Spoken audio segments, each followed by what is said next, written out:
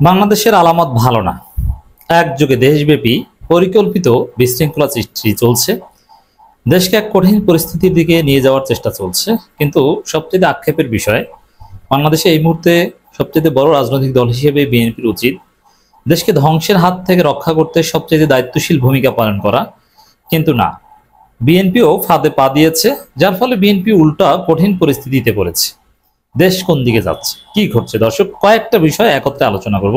আপনারা জানেন যে চট্টগ্রাম বিশ্ববিদ্যালয়ে স্থানীয় সন্ত্রাসীদের সাথে শিক্ষার্থীদের সংঘর্ষ হয়েছে।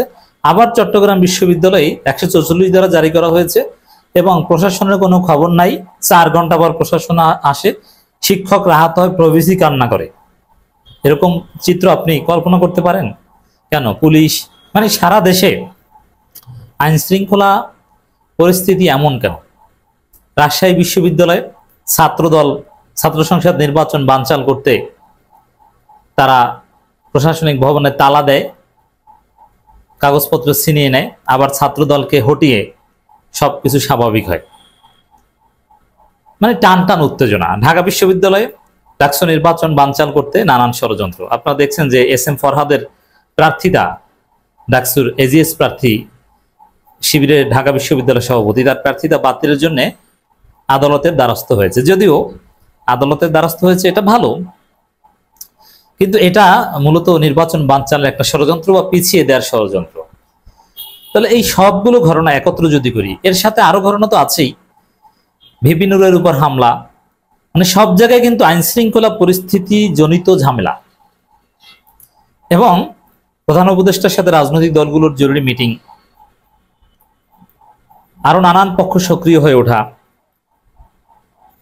এই 5 আগস্টের পরে এই প্রথম সেনাবাহিনীর প্রশংসা করা আওয়ামী লীগের পক্ষ থেকে, এবং সেনাপ্রধানের সাথে প্রধান বিচারপতির বৈঠক।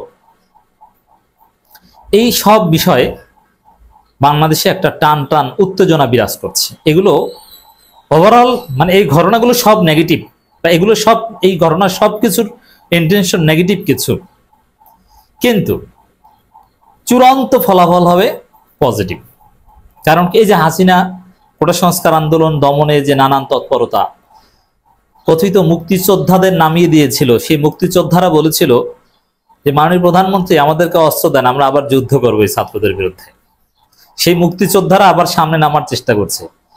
যেই সময় এসালাম গ্রুপ 2500 কোটি টাকা আওয়ামী লীগকে দিয়েছে নাশকতা করার জন্য, তারপর থেকে কিন্তু এই ঘটনাগুলো, লতিফ সিদ্দিকীদের সেই ঘটনাগুলো সব এক সূত্রে গাথা। বিএনপির লোকজন যেহেতু লোভী, তারা অনেকে সেই টাকার কাছে বিক্রি হয়ে যাচ্ছে। এসালামের টাকা তো সবার আগে আসে বিএনপির কাছে। তো দর্শক, এগুলো বিচ্ছিন্ন ঘটনা নয়, এগুলোর মূল ইন্টেনশন হচ্ছে আওয়ামী লীগকে ফিরিয়ে আনা।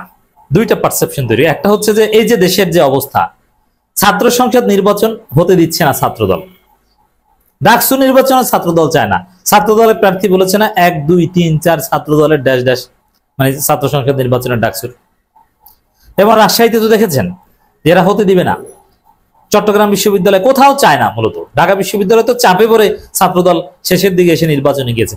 আসলে ওরা নির্বাচন চায় না, কারণ ওদের ভরডুবে, ওদের ভোট সর্বোচ্চ 1000, অথচ ভোটার 39,500, 39,500 যেহেতু বেশি।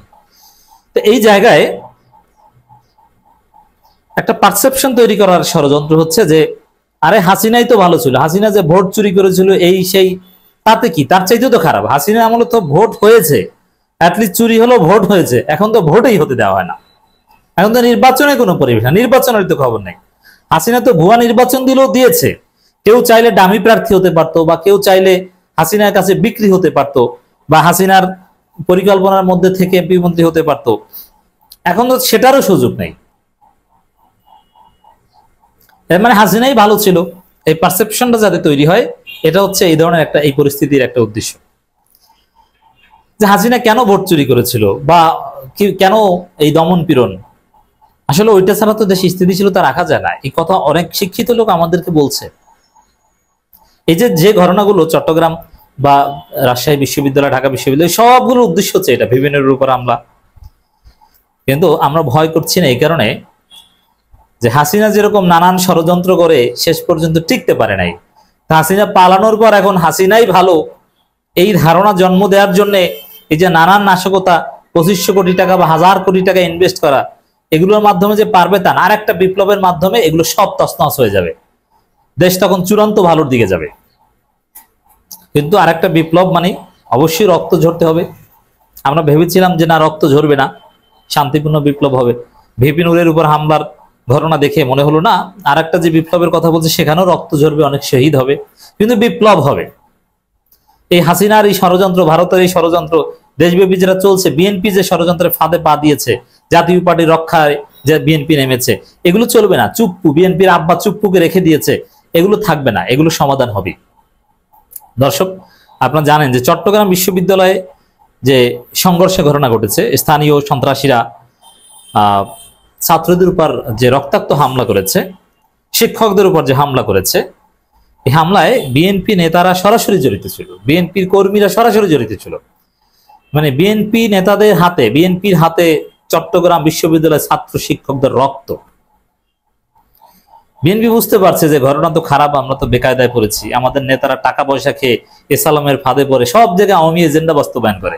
আবার ওই বিরানি সাহেদরা দেখেছেন না, জাতীয় পার্টিকে রক্ষায় কিভাবে মাঠে নেমেছে, জাতীয় পার্টিকে লাগবে, জাতীয় পার্টির দোষ নাই, তাদের অধিকার আছে, কত কথা বলছে। এখন দেখছি যে অবস্থা তো খারাপ।